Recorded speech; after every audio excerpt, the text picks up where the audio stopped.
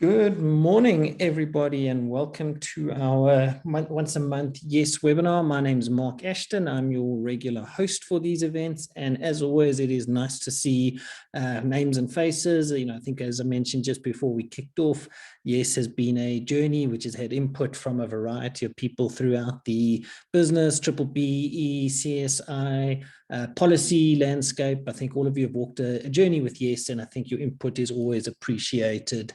As always, please make this an interactive session. I think the only way we learn is when we can debate and discuss things. I think people have seen these from a variety of different perspectives, whether you are some of our implementation partners, whether you are a consultant, whether you are somebody contributing toward policy. I think we really do value your input, and I think that without your contribution, Yes wouldn't be in the position where it is today. Focus for this month is going to be the automotive sector and Yes. Obviously, the automotive sector has been a major contributor to Yes. We've had buy-in from a number of the big auto manufacturers, including the likes of VW, Toyota, Ford. I think when you just look at the contribution to automotive OEMs in particular toward the South African economy, it is a key part of what we're trying to build out here. We create manufacturing capacity, we create local capacity and skills. I see there's a big investment now going into the second phase of the Tshwane SEZ, which is where Ford are situated.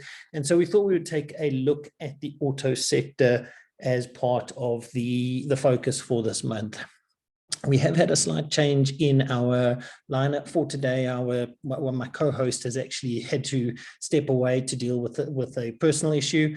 However, as we are at Yes, we are the ultimate startup. We're able to think on our feet, and we do have a new delegate stepping in, and I'll be introducing that person in a moment.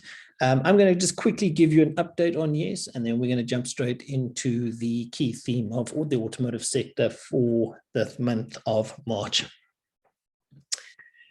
Really, what is Yes? I think we've all seen what Yes has been able to do, but effectively through Yes, you're able to contribute to the South African economy and boost your business at the same time. When we talk about boosting your business, this can take a variety of different forms. Could be boosting your enterprise and supplier development initiatives. We actually had a really interesting session yesterday where we were giving report backs to one of the big corporates backing Yes. And a number of their youth have actually been deployed into enterprise and supplier development beneficiaries, and just seeing the transformative effect of these youth on those ESD beneficiaries was incredibly significant. Obviously, there's the triple BE incentive, which has been a core part of the Yes legislation and the Yes value offering. But I think what's really interesting now is there's been a genuine shift in the way that people are looking at Yes.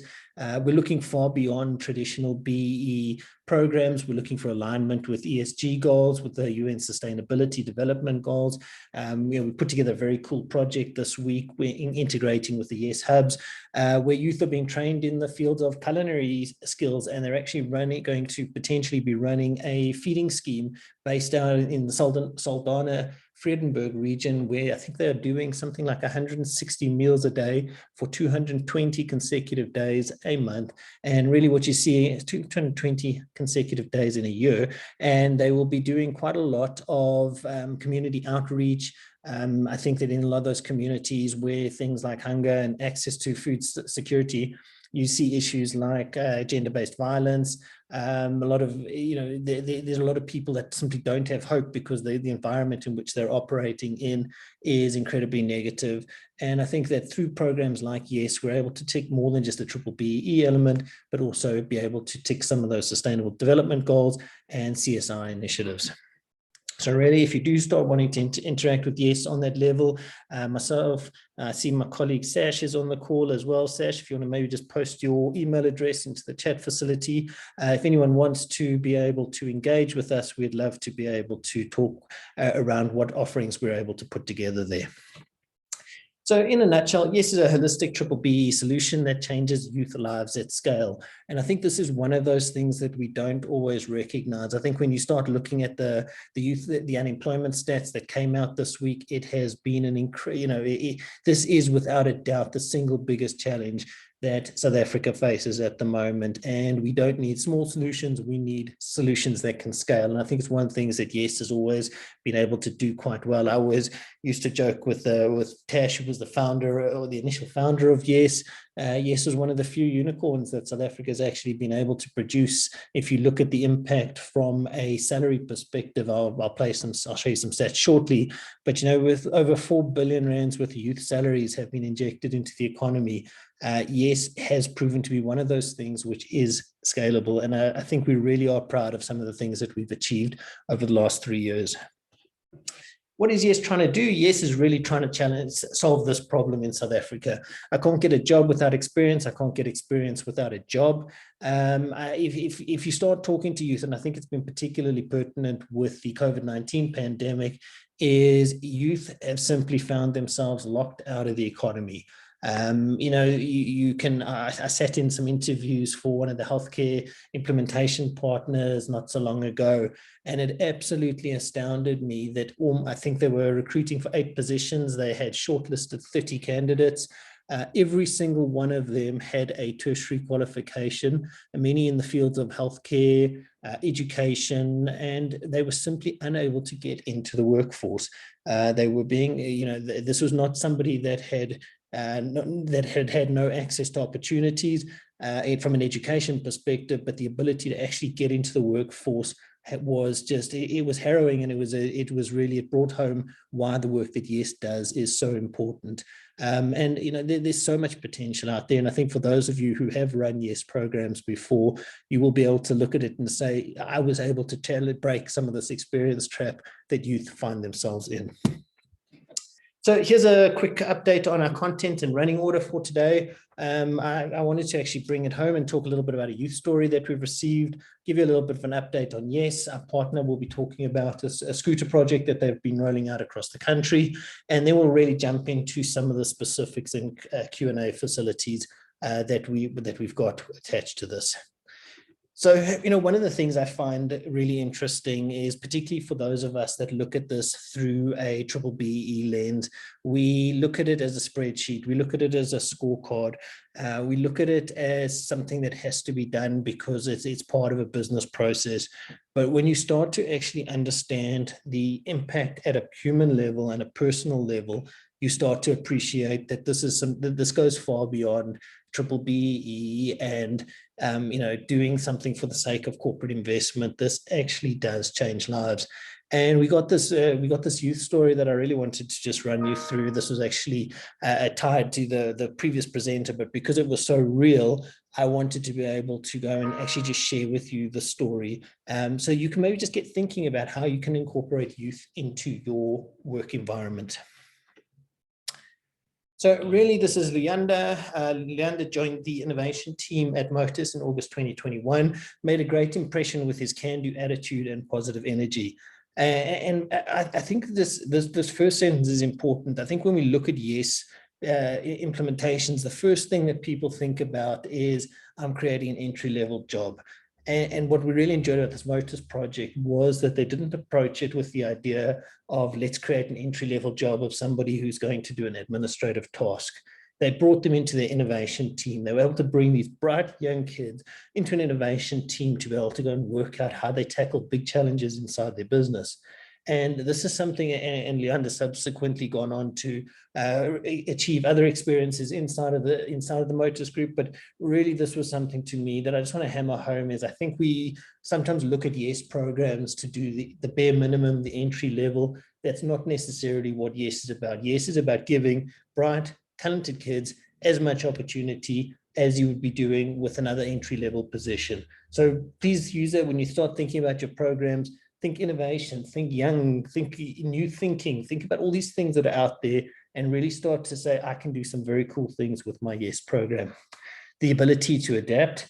Leander joined our team during COVID, and whilst we were working from home, Leander adapted to the remote work environment as well as the high-paced environment very easily and seamlessly. Despite not having met the team personally, he was highly engaged and adapted to our culture very quickly. Leander is an excellent team player and is 100% committed to his role and daily deliveries. And I think for anybody who's had to put together a Yes program under COVID, it really has been a huge challenge for a lot of people. remote working, access to data. What was very cool about this Motors program, in fact, was that they actually started, all of the youth actually participated and received a learner's license as part of their upskilling. And ultimately, some of them went on to go and get their driver's licenses. But it is a very important development in terms of being a social movement and access to work experience. Did they set a good example to other learners? I mean, this is a question we get asked often is, how difficult is it actually going to be to introduce young South Africans into our workforce? And there's always this, first perception, it's hard work to bring youth into our workforce. It is hard work to integrate them into our existing setups. But for those who actually build their programs with the intent to develop these young South Africans, they are something that they realize that actually they can do some very cool things. They can interact, they can be value add to your organizations. So here it is, absolutely, Leander is a very proactive and professional, important team member as part of the innovation team. Problem solving is very impressive and an extreme desire to learn and develop. He gets involved in areas beyond his role so that he can learn as much as possible, as quickly as possible. What made them stand out? Innovation team is small, but a high-performing team, and Leander's contribution has been both impactful and impressive. He always delivers before deadlines and always does more than what is asked. Leander's research ability is vast, and he puts a tremendous amount of effort into what he does not know. Leander is highly focused, structured, and disciplined. He's comfortable to take the lead, even though he is learning while leading. He truly has stood out amongst his peers and has been an excellent, committed employee. And really what I wanted to do is just the reason I wanted to share this is just to change the way that you think about your YES programs. We've seen so many interesting developments in the way that people put these programs together. But if we just use this as a departure point, this is about potential. It's not about ticking a box on a scorecard. It is about realizing the potential that is sitting in the economy at the moment. So what can I tell you? YES milestones that we've got. This will just give you a little bit of a history to YES. You'll see in the top right-hand corner, it says 74,000 plus jobs. I think that at the end of today, YES will have passed the 76,000 job mark. Since inception, it has been a huge start to the new year. There has just been a real push in terms of new projects. It's very exciting. We've just had our second company start their fifth program with YES, so in other words, their fifth year of participation. And I always say this, YES, it gives you a clue as to the confidence that's in the economy. My background is financial journalism, so I always have an interest in looking at the news that's out there. And when I sit and I look at the news headlines, it's very interesting. If some of you might have seen Adrian Gore put out an opinion piece about all the reasons you could actually feel optimistic about South Africa. And I look at some of the developments with YES, and I think, we had an incredibly strong finish to last year, and that's just that momentum is carried into the new year. Organizations are committing to YES programs. They are committing to hiring. I saw the manpower survey was out yesterday. They've got early Monday, and they're saying all 9 out of their 11 sectors that they're tracking expect to see an increase in hiring activity over the next quarter. There's confidence in the economy. It really is there. And I know it's easy to be a pessimist, but it's just as easy to be an optimist. And I think sometimes we need to give some consideration to that we can actually talk a little bit about growth rather than simply consolidating and everything that's wrong with the country. So what is YES? YES provides a 12-month quality work experience to unemployed youth. The benefit of an experience on a CV and a reference letter triples the likelihood of a callback within 3 months of a job search, and a reference letter doubles the chances of employment for women. I think this is really important. You make an investment in these youth, see an opportunity to be their stepping stone to their next work opportunity, to them starting their own business. Absorption should be part of what you're thinking about as you are growing your YES cohort. Really just want to give you some high level impact stats. Let's say 76,000 work experiences since inception, 1,971 programs currently running. I said there's at least 2 of them that are into their 5th year of participation. Over 4.2 billion rand has gone into the youth, into the South African economy since inception, and that number is just compounding. We really are starting to see YES as being something that is scalable, and it is changing the face of youth employment in South Africa. And I'd like to just take a moment to thank all of the partners that have played their role in putting together those statistics. In terms of interesting stats, so this is obviously a one that we are tracking, and there's a lot of discussion around this. But at any point in time, youth absorption stats are between 32 and 42%. If you remember, the legislation points to a 2.5 to 5% absorption requirement. Organizations are putting between 32 and 42% of their youth back into some form of work experience, or they are going into the establishment of small businesses. That shows the advantage. You give youth an opportunity, they will get out there. 650 plus level ups. The reason we track this, and we don't get all of the level up data, we try and keep it on an ongoing basis. But this is important because it highlights that the incentive is being adopted. It is being successfully accepted by the BEE ecosystem, whether it's consultants, whether it is the verification agencies. And, I think I'd really like to I know they don't often get the credit that they deserve, but for those consultants and the verification agencies that have joined for today, we really do appreciate your contribution to this. I think it's very easy to say a piece of legislation is too hard, it's too complicated. The beauty of YES is that it is a simple, easy to implement tool, and I think its adoption has been, we appreciate the role that you've played in the adoption of that. And then really just interesting stat, there's 22 million plus minutes on the YES smartphones. And that's, one of the things that we're really focusing on is the monitoring evaluation function that YES is mandated to do. Our job is to ensure that these youth receive a quality work experience and they are given the opportunity to interact both with YES, but also with their supervisors, and bring those parties together in such a way that these organizations and these youth all benefit from this 12-month work experience. I'm going to stop for a moment, catch my breath, and see if there are any questions from the audience that I can answer before going on to the next part of the presentation.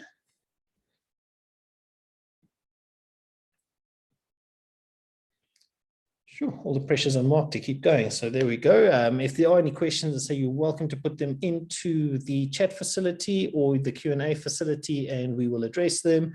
There are no silly questions. There are no dumb questions. If we can have discussions around what is happening there in the market, it really helps us as an organization work on our value proposition, but it also means that the other people on this call are able to learn from one another. So just a quick look at who has taken up YES. As you can see, I mentioned the uptake in the automotive sector. Financial services sector has become is obviously one of the big supporters of it. Interesting developments in the mining sector. Obviously, the mining sector is going through a very good phase at the moment, but we're seeing an increasing amount of interest to integrate YES into things like social labor plans and into community engagement initiatives. For both BEE and non-BEE recognition. And we're doing some interesting things there. So if any of you are interested, I say you can drop me a mail. Sash has also posted her mail into the chat facility. What's quite nice about the YES team that you have at the moment is that it has been quite stable, and there's a bit of institutional knowledge that you'll be able to tap into. Benefits. So I think where we are seeing some really interesting projects being built are through the YES turnkey model.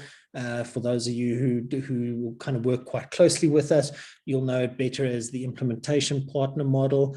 And effectively what this program does is it integrates with where an organization doesn't have the ability to host youth inside their own organization, they can make use of a third-party host.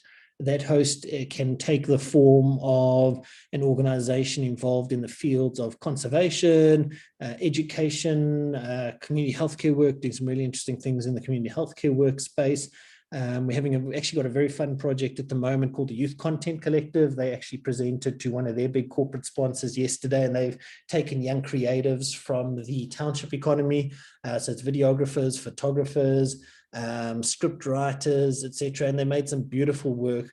And what's great is those youth are then being able to pick up work beyond their 12-month work experience, but also being able to supplement their income through gig work and agency work on behalf of these corporates. So it really is speaking to a holistic and sustainable solution. Really, the idea is to build capacity in the heart of communities. I think that if anything, we've seen the impact of COVID-19 on things like the education sector, early childhood development, small businesses.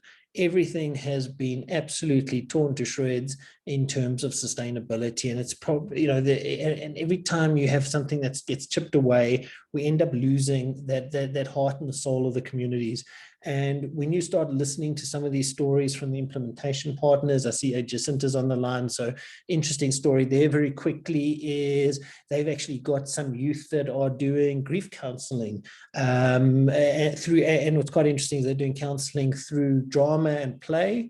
I think if you are familiar with some of the social challenges that are taking place in South Africa at the moment, that role of somebody who is prepared to sit there and help people work through violent events in their lives, trauma, drama, etc. You start to really think creatively about how you can have an impact that goes beyond simply creating a work experience. And if anybody's interested, I'll be happy to share some of those details and success stories. Absorption and pathway assistance. So I think one of the challenges that a lot of these organizations have when they look at a youth employment program is how do we actually facilitate absorption? And the YES implementation partners have a model which ensures that they facilitate absorption. It could be into the Department of Education, Department of Health, the community clinics. There's a whole variety of different opportunities out there. And really what happens with these implementation partners is that they sign a service level agreement with YES, which commits them to being able to provide monitoring, evaluation, reports, payroll administration, etc. So if you are interested in integrating some of these partners into your program, please feel free to reach out to myself or any of the team, and we'll be happy to talk you through it.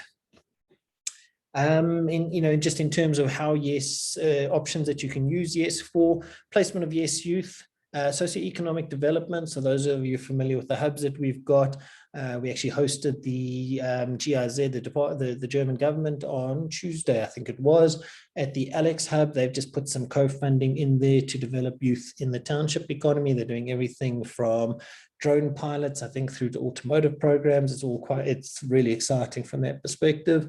And then lastly, please don't forget, YES is a PBO, and that means that we are able to issue Section 18A certificates. So if there are any CFOs or FDs who would like the tax break associated with the Section 18 certificate, please feel free to reach out to us.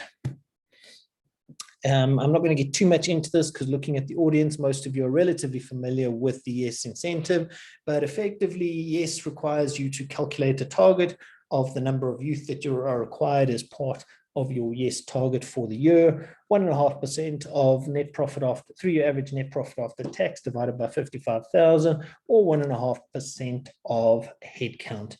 You can do either one level on your scorecard, one level plus 3 bonus points, or 2 full levels on your scorecard. Really, here it is. YES youth bring fresh new ideas into your company. You develop the skills inside of the economy, get you the opportunity to try out youth and find the best fit for your organization, build some SMEs and entrepreneurs, and effectively become an economic driver in the country.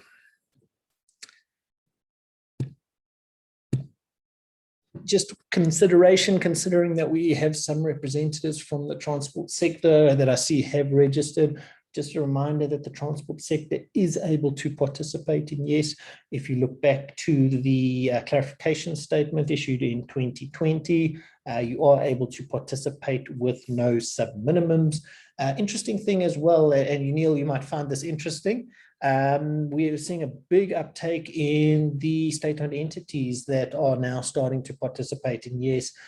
Sash can confirm, but I think we've had about 10 of them register in the last 30 days, somewhere between 8 and 10 of them. Suddenly there's a lot of interest from state-owned entities to make use of Yes, and there are no sub-minimums that are required there for the state-owned entities. In terms of the questions coming through, will the presentation be shared after the webinar? Absolutely. This intent is to be able to use as a discussion platform and to hopefully be able to engage with you around this. Thank you, Leandro. So really, I'm going to be stopping it for a moment there. Before I hand over to Jake, I'm going to just talk a little bit about these are two projects I've actually been working on with Jake and some of the corporate funders. Interestingly, both are playing in the mining sector at the moment, and they are looking very much at a scooter and last mile delivery program, and they have stepped up to create jobs in places as diverse as, I think, Richards Bay, Rustenburg, the Northwest. We've got a number of projects that we are doing. This is a proven model, and I thought it'd be quite interesting just to talk a little bit around the scale and the types of opportunities and work opportunities that are being created. Jake, are you ready to jump into your presentation? Yep, I am. Perfect. Okay, so yeah, thank you, Mark. That was very comprehensive, and thank you for everybody, all the participants. Yeah, I must say I think these projects are, to me at least, one of the most exciting things that I've been doing. I mean, we've been involved in youth development for the last 12 years or so, and you know, I feel like often, you know, we sort of engage in projects that you know, we assist in little ways here and little ways there, and like really what my passion was always, what you know, always is, to be able to sort of do things that are kind of, you know, that have systemic impact, you know, that sort of could really scale. And you know, what we've been doing, so maybe just a bit of a background story on this is that we were approached by Uber about a year and a half ago, you know, basically saying, listen, you know, we've got the Uber Eats platform, which is growing tremendously, and you know, there's huge demand, and we need scooter riders all over the place. And the issue was that there's very few South African scooter riders. So, you know, the growth of the platform was both constrained from a, you know, practical perspective, where they couldn't get enough scooter riders, and the scooter riders that they were getting were very often foreigners, which was limiting the impact of you know, the impact of a growth of such an industry on the country, because, you know, end up using local talent. And you know, the interesting thing is that sort of what's really interesting to me is the fact that the skill level that's required for guys to work in the scooter delivery industry is really not very high. So you don't need to have a matric, you don't need to have any tertiary qualification. All you really need is a scooter license and access to a scooter. So, you know, these are very sort of basic kind of requirements. And the guys are earning often 10 to 15,000 rand a month, which is far beyond, you know, your sort of minimum earnings in lots of areas.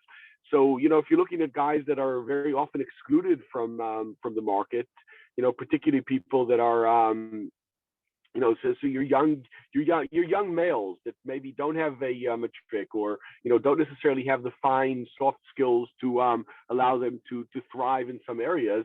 Suddenly, you know, we're talking about an opportunity where, you know, you could be you could be street smart. You know, you get on your scooter and you're out there working at night, working whenever, you know, doing your deliveries, and it's really a very interesting opportunity. But they weren't able to get sort of South Africans.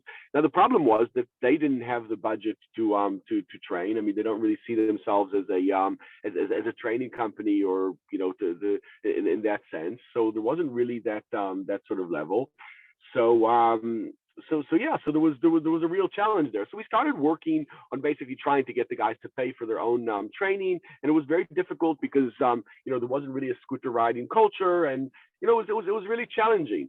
So so that's when we started approaching, and we started looking at ways of sort of getting this process funded. Now, just another opportunity, another issue that I've been aware of for a long time was, all of these, lots of these mining companies that they have, as part of their charters and as part of their mandates, they need to be able to support their local communities and uplift them. The problem, though, with these local communities is, A, they're very remote, so they're far away from any industry, and it's very difficult to sort of, bring industry into these areas. And the other issue is that a lot of these communities are, the communities in those areas are not highly educated. So, what do you really do when you need to develop a community and you need to get them jobs, but there aren't really that many, there aren't really that many opportunities in the area, and the skill level in the area is very low. So, when this opportunity came across, it was like, really, okay, the companies are coming in, so they're working with Exaro and with South 32, and they're bringing in and they're saying, okay, go to these communities, go to these areas, find people, and it's really a process of a month or two to get them their learner's license, to train them how to ride scooters, and then very often we relocate them to the main metros where there's where the opportunities are, but there are thousands of opportunities. I mean, we've placed over 1,500 youth over the last year and a half in these opportunities, and demand is still constantly growing. We are never able to actually meet the demand. So, now we're going into these remote communities, and we could say to them, we're going to do 400 or 500 youth.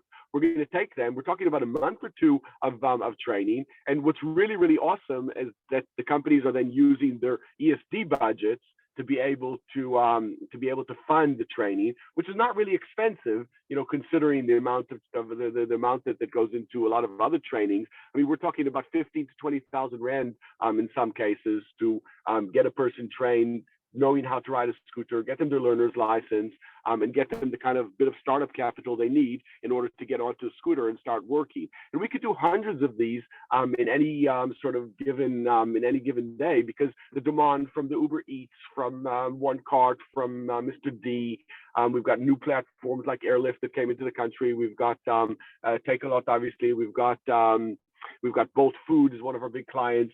So we work with all of these platforms that have this demand, and once we're able to come in and bring South Africans into the fold, and put them into this industry that is growing tremendously, it's just an unbelievable impact.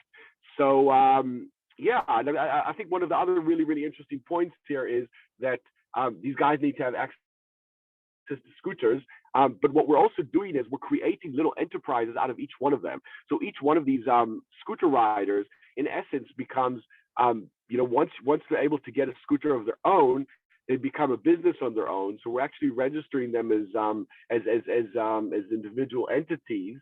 So it also feeds into a whole host of other elements in your scorecard. And the sort of job afterwards is not even something we need to work on, because it's a given. Once they've been working for 12 months in the delivery space, they're already going to be earning enough from their commissions and from their delivery fees to be able to sustain them for a long term going forward. Maybe just a final kind of interesting point around it is that what we're seeing is guys are then taking it, so they're riding for 6 months, 8 months, 12 months on the scooter themselves, and then they start seeing the opportunity where there's other young people that want to come into the industry but don't have the scooters and things like that, and they want to develop and grow their own business. So what they do is they start buying scooters of their own and renting them out to their friends and family, thereby growing the snowball. So it's really one of to me, one of the most amazing and interesting things that are happening in the country. And obviously talking about COVID and how constraining that was for the economy.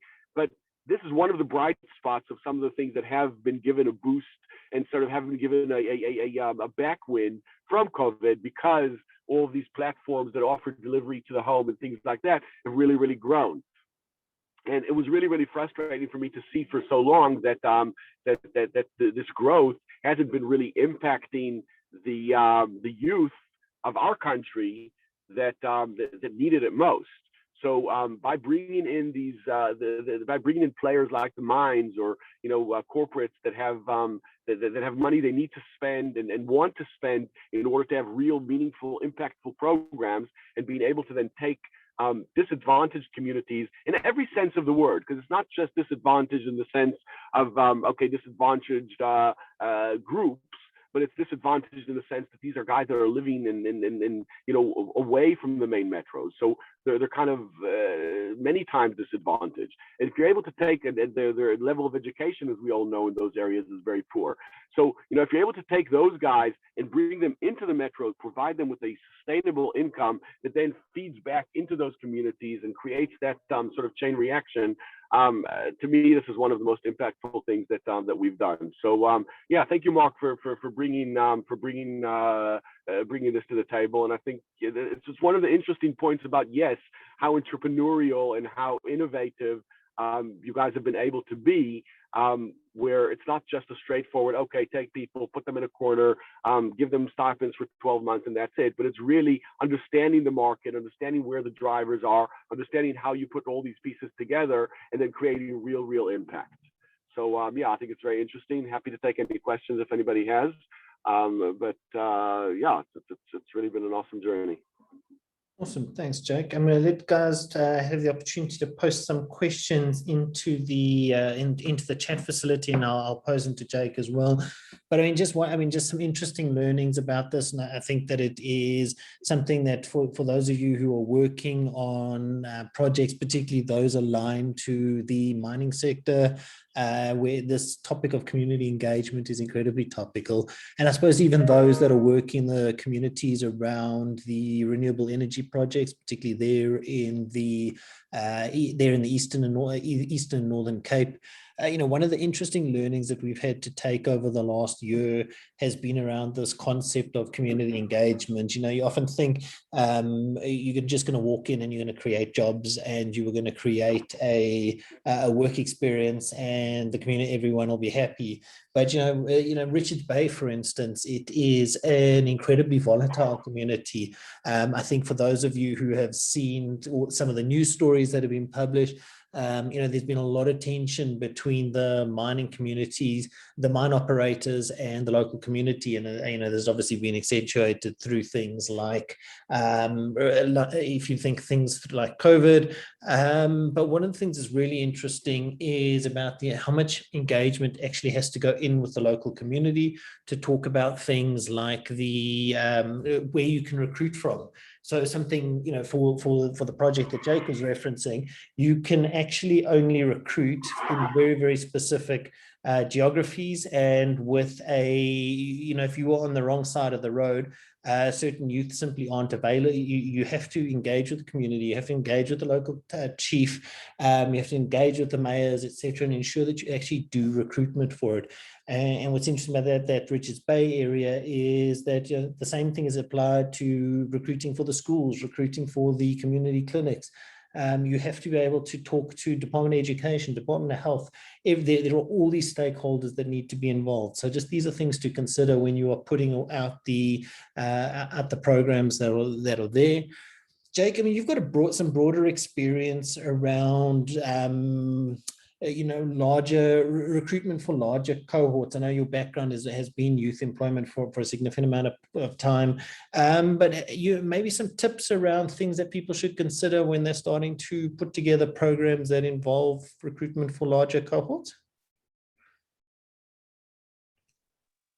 I think I think the point about communities is very important. So I've been burnt badly thinking that I could jump into communities and just because we're providing employment opportunities, the community will come together. But there's so much politics and so much so many things that go into it.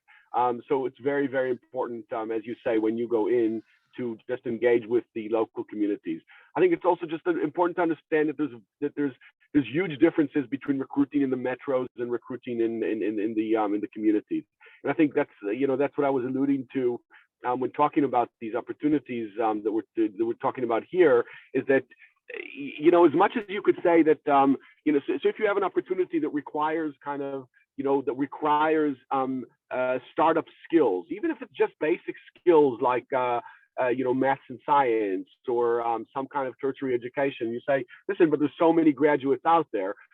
Well, yes, maybe there's many graduates out there, but those are not necessarily sitting there in Richards Bay or in Krill or in those places. So I think it's just very important that when when you're talking about big cohorts, you understand where you're getting the people from and what level of skill you're talking about. I think one of the really, really big important points that I've been pushing, and it has had a bit of a mixed reaction, but I'm quite passionate about it, which is it's incredibly difficult to bring big scalable opportunities to remote communities. Aside from bringing a huge factory into a remote community, there's very few things that you could do to bring significant industry into a community. But there is, but if you're able to recruit in the remote communities and provide guys with enough training, and where the YES stipend funding comes in so importantly is because that these guys are going to have income for 12 months. That allows them to migrate to the main metros, but in an organized, sustainable way. So in other words, we all know that there's more opportunities in the metros, but what are young people expected to do now to sort of rock up in Alex and try to find a job? Problem is, you rock up there, how you pay for your accommodation there, what happens in the first 3-4 months, what kind of stuff do you get involved in the first few months when you're when you're vulnerable and when you're looking for your opportunities. So I just think that that's something really, really important that I'd like everybody to think about, and I've been thinking about for a while, is how do you create a organized migration story. So we've run in big groups. We've organized for them accommodation in the main metros, while making sure that for the first 12 months they have sustainable income. By the time that 12 months is finished, even if that opportunity that they're in is not necessarily continuing, they're already established in the metros, and they're able to find many other opportunities leading from there. So I think just some important insights. Fantastic. Thanks, Jake. Appreciate that. I'm cognizant of time, so I'm just going to move on to, I'm going to try and field some of the Q&A that's come through. Just some interesting things, particularly for those of you who are engaging with clients in the automotive sector. You should maybe go and familiarize yourself with some of those incentives that have come out of the DTIC. Many of them require the minimum of the level 6 by I think the end of 2022 or going into 23. There are a number of those incentives, so you are going to see a number of projects being brought to the table from the automotive sector, both at an OEM level, but also at a downstream supplier level. And I think obviously with the special economic zones trying to attract a number of the automotive sector, there's a lot to be done there, and I think a lot of exciting projects that can be built. Intabi Singh just commented in the chat facility about the ESD element of it. And I think that this is something we are seeing across the board in terms of people looking at YES. Year one, there was a lot of this discussion about how do we create youth, just simply create work opportunities, whatever they look like, fire and forget. And then year two, people are saying, okay, hold on a second, this is quite cool. There's some really interesting things that are coming through. I look at I mentioned the Youth Content Collective earlier, but I mean, they were working with the guys from Ford, and they made a beautiful, beautiful coffee table booklet, which was effectively about the history of Ford in South Africa. And it resonated so highly with the Ford team that they were able to go and reach out to the YCC to say, can't you use this to tell other stories? Can't you become a genuine supplier to us? Jake mentioned the impact of these various scooter projects. People often look at YES and they say 4,000 Rand, it's an entry-level salary. But, you start looking at some of these projects, youth are earning 10, 12, 15,000 Rand a month, and that's transformative in their lives. So it really is an interesting, it's really an interesting sector, and it's an interesting project to look at. Last 10 minutes for this. Are there any particular questions people have around YES implementations?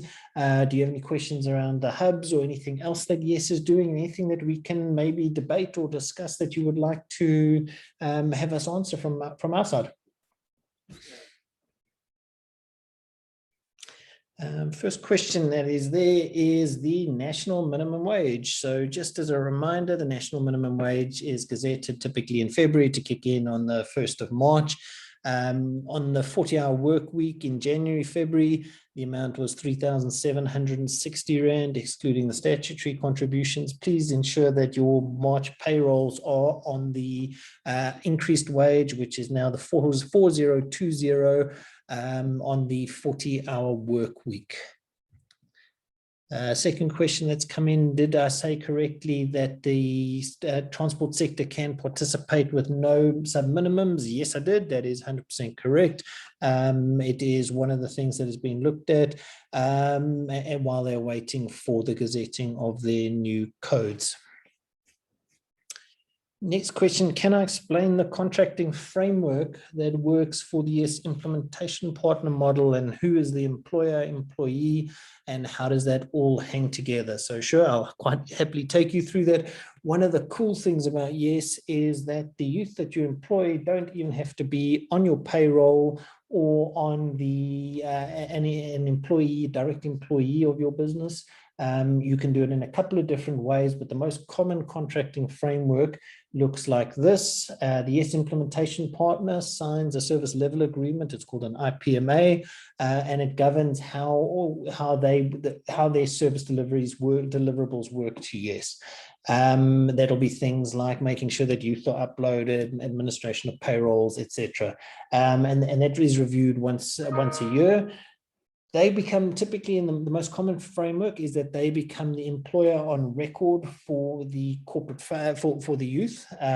So they enter into a two-party employment contract, youth and IP, and the IPs submit their payrolls once a month, and yes pays over the salary funds once the corporate has received it. So this creates an arm's length relationship between the measured entity or corporate funder and the youth. So for some organizations who can't expand their headcount or are unable to work with the, they simply don't, they've got headcount freezes or whatever, yes still offers them an option from that perspective. Those three parties, the implementation partner, yes, and the corporate funder are then are bound together through a single agreement that is called an SHP or Sponsored Host Placement Agreement, and that is used for your evidence in your BBB verification. Question from Leandro, do you mind explaining the slide about receiving BBB benefits more in detail? As I see there's a different level of achievement. I'm certainly happy to do that. Let me just run back to that. So nice thing about yes is one of the most flexible incentives that I think the DTIC has issued in probably the last 5 years.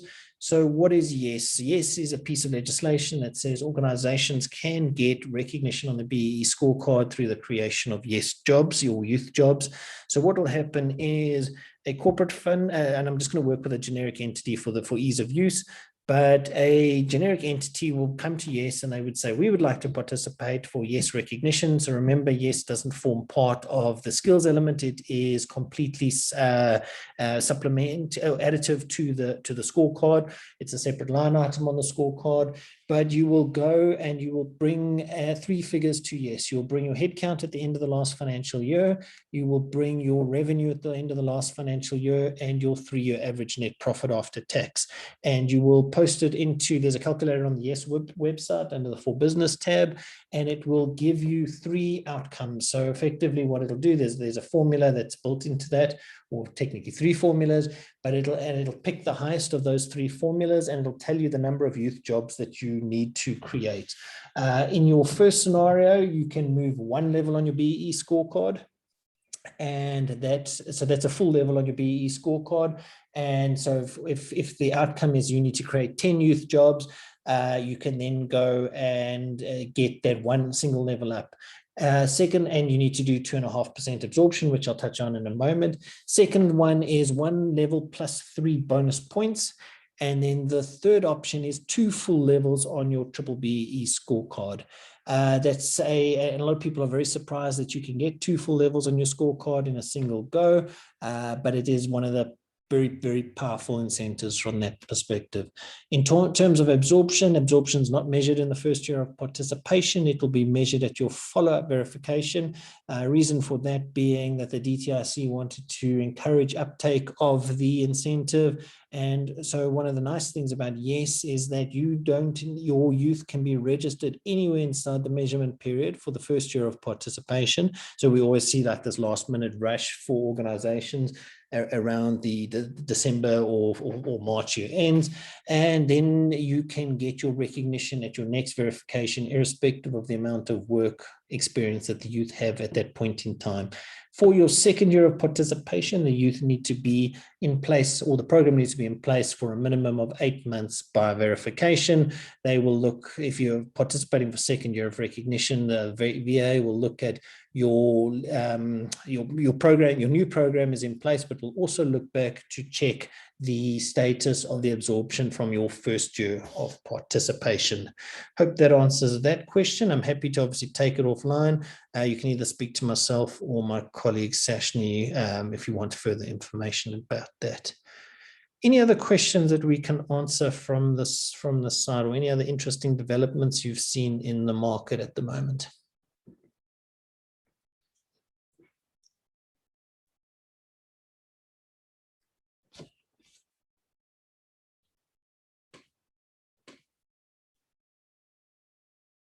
Has the YES program tapped into agriculture? Absolutely. We have a couple of things, and I'll actually try and find your slide here quickly while I'm talking at it. So there are a couple of elements that YES is doing in the agriculture space.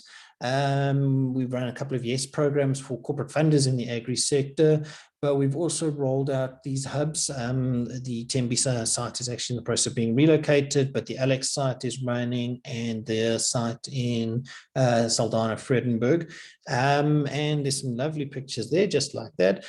These are the youth in the Saldanha hub, which are busy doing aquaculture and agri programs.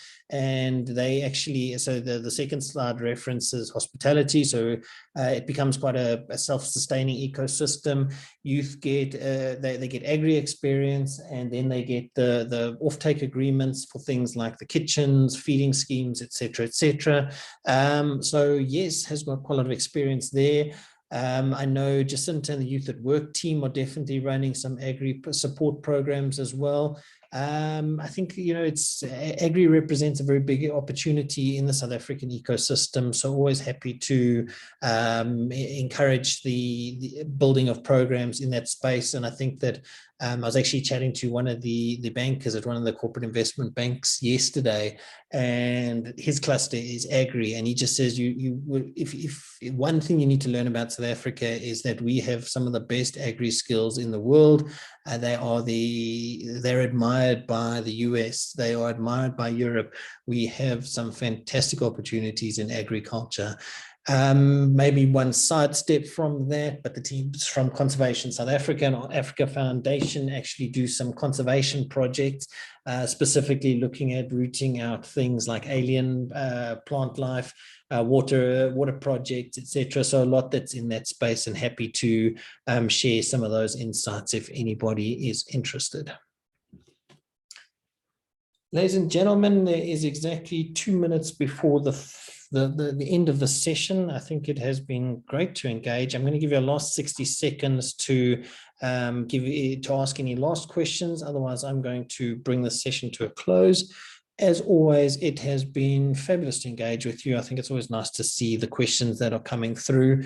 It's really encouraging to be able to learn from each other. And I say, we appreciate seeing the regular names, but also the new names as well. You've all contributed to the YES adventure and journey as it has been.